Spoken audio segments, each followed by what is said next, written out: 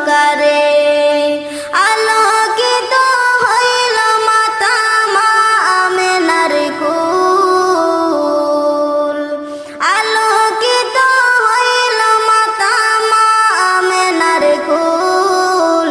সকল নবী হইতে শ্রেষ্ঠ আখেরি রাসূল, তুমি কোন বাগানের ফুল।